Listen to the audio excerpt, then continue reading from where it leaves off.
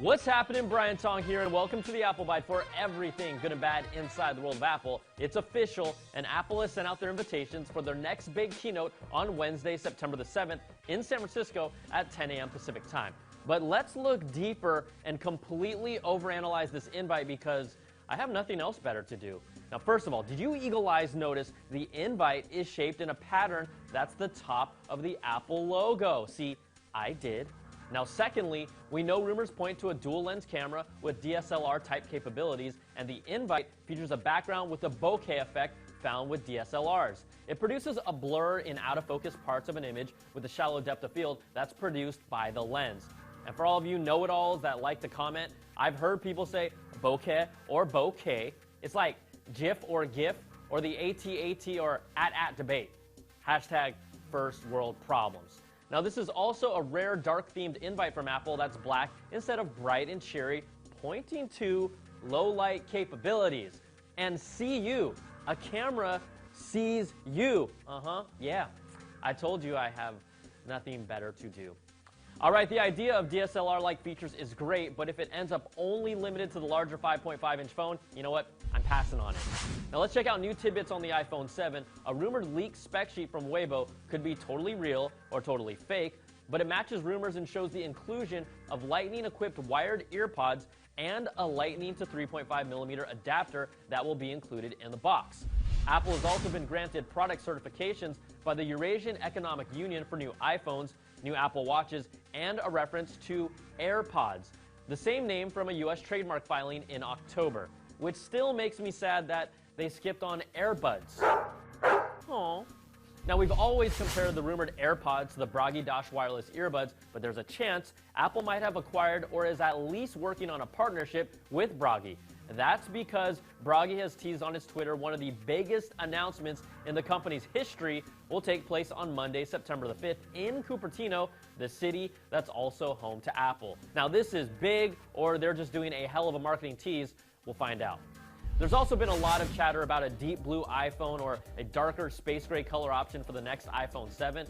But according to this latest photo from Mako Takara of alleged SIM tray slots, they believe the iPhone 7 will have a 5-color lineup, including gold, silver, space gray, one of your favorites of mine, rose gold, and a new glossy black option that is similar to the finish of the 2013 Mac Pro or takes me back to the days of the iPhone 3G. Now, I'd personally love a glossy black to match my glossy black chaps. All right, that's a bad apple, and I swear I don't own a pair yet. All right, looking forward, the latest Bloomberg report from Mark Gurman says Apple is indeed working on a refreshed Mac lineup and is planning to release some of those new Macs as soon as October. Updates include the rumored thinner MacBook Pro with the OLED touch bar above the keyboard that can change depending on the app you're using. Apple is internally calling this the Dynamic Function Row, but the report says that name may change. A new MacBook Air will bring multifunctional USB-C ports, and iMacs will have an option for a new advanced graphics chip from AMD as well. And for all of you who have been asking about a new Apple display, the report claims Apple and LG are collaborating to bring a new standalone monitor to connect to its computers with a high-resolution 5K screen. Yes, a 5K Apple display is on its way. And with all of these Mac announcements and the likely release of Mako Sierra in October, what does that mean for the iPad? I've always thought we'd see an iPad update this year, but according to Bloomberg, Apple may roll out new updates to the iPad line next year. The updates include software improvements to the Apple Pencil, potentially allowing users to mark and annotate objects across multiple apps.